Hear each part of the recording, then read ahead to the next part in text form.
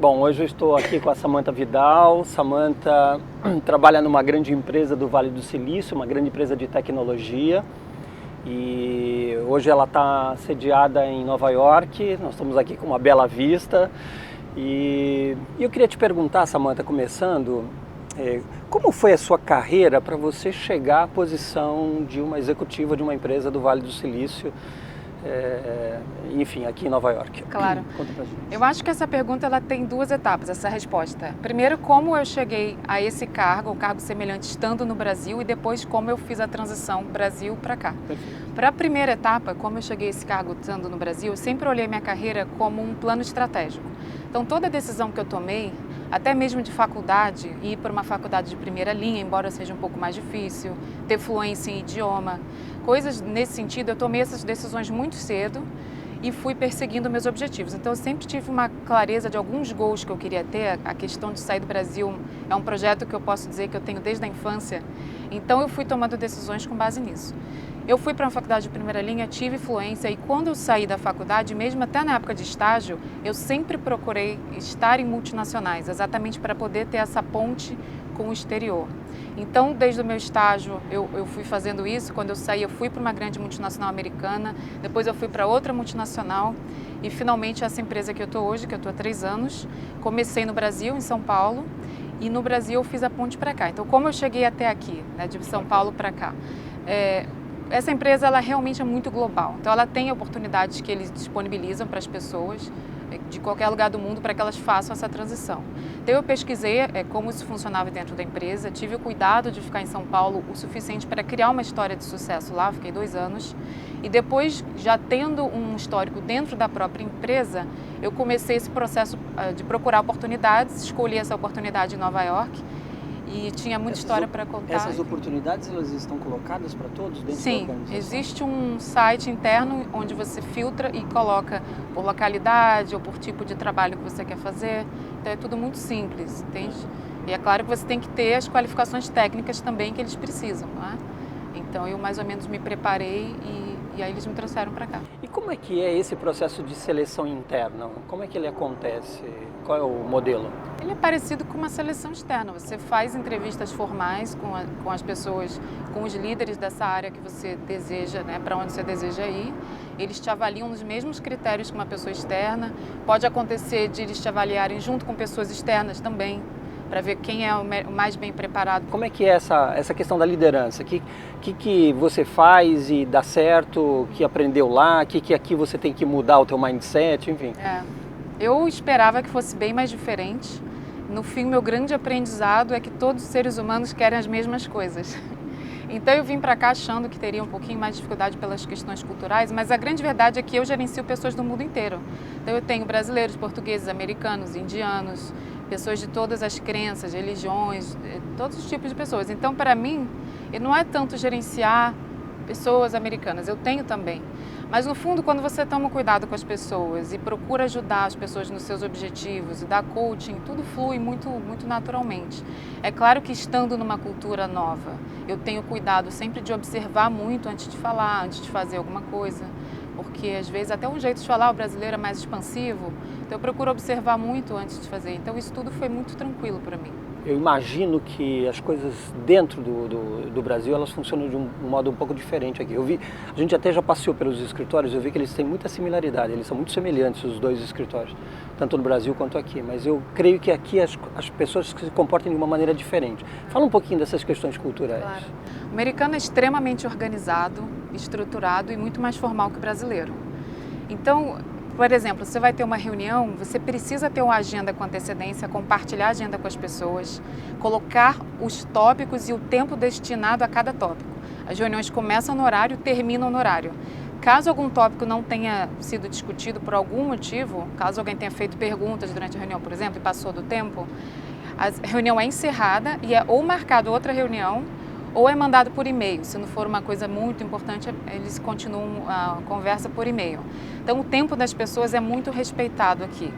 Com isso, você tem um dia extremamente produtivo. O americano não faz hora extra, não fica no escritório como a gente fica no Brasil até mais tarde. E isso é muito bom, você aprende isso quando vem para cá. Uma outra coisa, eles não almoçam, por exemplo, no restaurante, é muito difícil. Eles às vezes pegam a comida, mas vão para a mesa para poder aproveitar esse tempo. Então não tem aquela coisa de socializar no cafezinho, depois do almoço, conversar. Isso não existe aqui. Então, alguns brasileiros, até quando eu vim para cá, falaram: mas o americano não tem essa coisa que a gente fica conversando. No cafezinho, o americano é frio. Isso não é verdade, o americano não é frio, ele é muito objetivo, muito assertivo e ele valoriza muito o seu tempo. Então ele pensa: por que eu vou, por conta de uma socialização a mais, ficar um pouco mais, depois eu não vou ter meu tempo na academia ou alguma outra coisa que ele queira fazer. Então ele prioriza aquelas horas para o trabalho, termina o seu trabalho no horário, vai embora no horário, chega no horário também, e depois ele tem a vida dele fora dali, que pode até ser com as pessoas do trabalho também. Então tem essa diferença. O brasileiro já não é assim. De fato, você percebe que a produtividade aqui ela é maior. Muito maior. Eu já ouvi pessoas, inclusive, que já estiveram morando nos Estados Unidos e uma morava na Holanda e eles comentaram uma vez isso comigo, de que a produtividade desses profissionais, tanto na Europa quanto aqui, era muito maior do que a do brasileiro. Eu, para dizer a verdade, em alguns momentos achava que não, porque a gente trabalha mais horas, a gente faz mais horas extras, mas pelo que você está dizendo, a falta de objetividade, a falta de foco, as nossas dispersões acabam prejudicando a produtividade. Prejudicando, assim, a gente acaba tendo a mesma produtividade, mas a gente precisa de mais tempo porque a gente gosta de ter esse lado mais informal, descontração. É uma maneira de ser. Porém, o brasileiro tem uma grande vantagem que é muito flexível. Então aqui é tudo muito estruturado, você tem os planos de negócio. Se alguma coisa sai do plano, o americano ele demora um pouco mais para se adaptar e criar um plano alternativo. O brasileiro, como já é mais flexível, por ter nascido no Brasil, que é um país mais instável de uma maneira geral, o brasileiro automaticamente, a nossa cabeça, quando alguma coisa já não dá certo, a gente já tem um plano quase que pronto, 1, 2, 3. E isso a gente é muito mais rápido pela cultura, entende? Então a gente também tem uma vantagem. Acho que o profissional ideal poderia ser a junção de um brasileiro e um americano. Legal. Seria perfeito. Verdade. E você consegue combinar essas duas coisas? Eu hoje consigo, sim. Acho que desde a nossa empresa, no Brasil também é bem organizada, aqui é bem mais. Então eu já vinha nesse aprendizado e aqui nesse último ano realmente eu consegui, acho que, aprender muito essa maneira de trabalhar. Então acho que hoje eu consigo sim ter essa parte da produtividade e também ter a parte da flexibilidade. Me fala um pouquinho de como é que você percebe as práticas de recursos humanos, né? Acho que é legal que você não é de RH, mas você de alguma forma utiliza os processos de RH. Então me fala um pouquinho de como são as práticas, né? Como são as práticas de RH. Eu acho que essas empresas de tecnologia do Vale do Silício operam de uma maneira muito semelhante, pelo menos as grandes empresas, né? Startups é diferente, mas as grandes, elas valorizam muito o indivíduo em todos os aspectos. Então aqui a gente fala que a pessoa tem que vir trabalhar com tudo que existe naquele indivíduo. Então, seja o gênero da pessoa, seja a religião, orientação sexual, tudo, etnia, tudo isso a pessoa ela tem que se sentir confortável de trazer para o ambiente de trabalho. Então, a gente tem grupos que ajudam pessoas, por exemplo, grupo de mulheres, grupo de gays, grupo de African Americans, são os negros, grupos de asiáticos. Então, se você quiser se engajar num grupo, você tem essa possibilidade também, que são grupos que discutem a diversidade. Ou você não precisa, porque no próprio ambiente de trabalho essas diferenças são muito respeitadas. Então, o RH, ele vem no sentido de apoiar esse tipo de coisa, não é? Do indivíduo. Então, isso é uma coisa que eu percebo muito. Uma outra coisa que é muito importante é a meritocracia. Então, você traz as pessoas, respeita a individualidade, a pessoa tem liberdade, se sente em casa, em toda a sua totalidade enquanto indivíduo, e ela sabe que se ela performar bem, ela vai ser recompensada por aquilo. Então, é uma combinação perfeita. Você traz uma pessoa, faz com que ela se sinta em casa e fala, você vai ser medido dessa maneira. Então, métricas claras e transparência, acho que são assim, o segredo dessas empresas de tecnologia com relação a RH, a gestão de performance, a contratação, a tudo isso. Então, o líder ele tem que saber entender essa tendência, principalmente em empresas de tecnologia, onde as pessoas têm muita liberdade e autonomia, também entender essa geração que pensa um pouco diferente da minha e de gerações anteriores à minha, e ser um facilitador, e saber orientar, né, e respeitando a individualidade de cada um.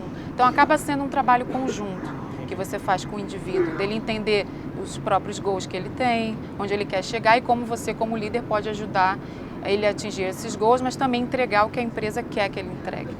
Samantha, fala um pouquinho de como é essa questão mulher brasileira, né, desempenhando uma carreira lá no Brasil. A gente hoje está discutindo muito a quantidade de mulheres em posições executivas, então queria que você me falasse um pouco de como foi isso lá no Brasil e como é que você vê isso aqui. Eu vejo as estatísticas e sei que as mulheres ainda não têm paridade ainda de gênero nos cargos de liderança, mas no meu caso eu acho que eu fui privilegiada, porque em pouquíssimos momentos na minha carreira, até hoje, eu tive algum problema por ser mulher, tive alguma desvantagem por ser mulher ou qualquer tipo de tratamento diferente, nem para o bom nem para o ruim. Então, eu também sempre me coloquei muito de igual para igual com os homens, então eu acredito que isso tenha sido um fator importante. Mas sendo mulher aqui e tanto sendo mulher lá também, eu sempre tive minha opinião ouvida pelos homens, tanto pares quanto superiores, sempre tive a minha voz em decisões importantes, então eu não tive exatamente esse problema. Porém, como eu sou mentora de muitas mulheres, até mesmo dentro da empresa, eu observo que isso é uma questão que elas trazem. E trazem muito no sentido da autoconfiança e assertividade, como uma falta que elas têm naturalmente de autoconfiança e assertividade. As mulheres têm um pouco de dificuldade em dizer o que elas querem exatamente. Os homens não têm essa dificuldade, várias pesquisas mostram isso. Então, uma coisa que eu falo para elas, se eu puder até dar esse conselho para mulheres que estejam assistindo, trabalhem essa assertividade e essa confiança, autoconfiança, porque isso sim vai ajudar no desenvolvimento de uma carreira, porque é muito difícil também para quem está do outro lado conseguir entender os seus objetivos como mulher, o que você quer, onde você quer chegar, se você não se comunica claramente com relação a isso. Como é que você aciona recursos humanos? Como é que você se relaciona com o RH? Acho que de uma maneira geral nessas empresas ele funciona muito bem. O RH, acho que em algum momento do passado organizou os processos de maneira que a gente tem acesso fácil às ferramentas, até de maneira digital. Então hoje, se tudo correr bem, eu não preciso acionar uma pessoa, não é? E hoje, se eu tiver algum problema, eu abro um ticket pelo sistema e alguma pessoa vai entrar, algum especialista na área que estou tendo algum problema, vai entrar em contato comigo para resolver. Mas normalmente eu posso dizer que eu nunca tive nenhum tipo de problema em nenhum processo de RH, seja avaliação de desempenho, contratação, marcação de entrevista, realmente isso é uma coisa que pelo menos da minha experiência recente, ela tem funcionado muito bem. E as questões que são um pouco mais globais, as mudanças, vamos dizer, um pouco mais estratégicas, que de alguma forma a gente diria assim que recursos humanos vai ajudando a organização a funcionar? Isso acontece mais nos níveis bem mais altos, de qual o impacto que isso pode ter em pessoas, que tipo de impacto, mas quando chega no nosso nível, onde a gente trabalha com as equipes diretamente, isso já foi digerido, consertado, preparado, então a coisa já vem muito pronta, o que é excelente. O que você daria de dica para a gente a respeito de se desenvolver na carreira? Que competências você acha que é fundamental? Claro, eu acho que antes de pensar em competências, a pessoa tem que pensar o que ela quer para a carreira. Então ela tem que usar um tempo, explorar um pouco onde ela quer chegar. Não precisa ser um plano de longo 20 anos, mas precisa ter algum objetivo. Diante desse objetivo, é pensar quais os caminhos, quais as opções que eu tenho hoje. Se for uma pessoa recém-formada, ela já tem algumas opções. Se for uma pessoa que já tem um tempo de carreira, o caminho é um pouquinho diferente. Então, pensar quais as opções que eu tenho hoje para chegar naquele objetivo ou aqueles objetivos maiores de, vamos dizer, médio prazo. E a partir daí começar a trabalhar. Então, determinação, foco, planejamento é importante. Muita colaboração, porque hoje cada vez mais as empresas, não existe isso de trabalhar sozinho. Você está separado, fazendo um projeto em que você tem pouca interação, então você vai precisar trabalhar em equipe sim, por mais até que você tenha uma função mais técnica, por exemplo. Então isso é uma outra grande coisa. Networking, porque se você tem um objetivo, você quer chegar no lugar, seria interessante você conversar com pessoas que já chegaram, que podem te ajudar a chegar até lá. Então essa também seria uma outra competência, por exemplo. Mas eu acho que é primeiro definir onde você quer chegar, por que você quer chegar e aí começar a desenhar um plano que, claro, pode ser adaptado ao longo do tempo, mas você tem que ter pelo menos uma espinha dorsal ali que você vai seguir. Você teve ou você tem um mentoring? Tenho sim. Eu tenho há alguns anos. E isso é um programa ou você que busca e procura? Como é que isso acontece?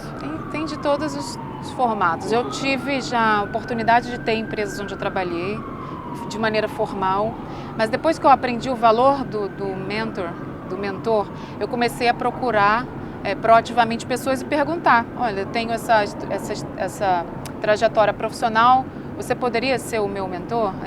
E eu sempre falo para as pessoas por que eu gostaria que aquela pessoa em especial, fosse meu mentor. Normalmente as pessoas aceitam.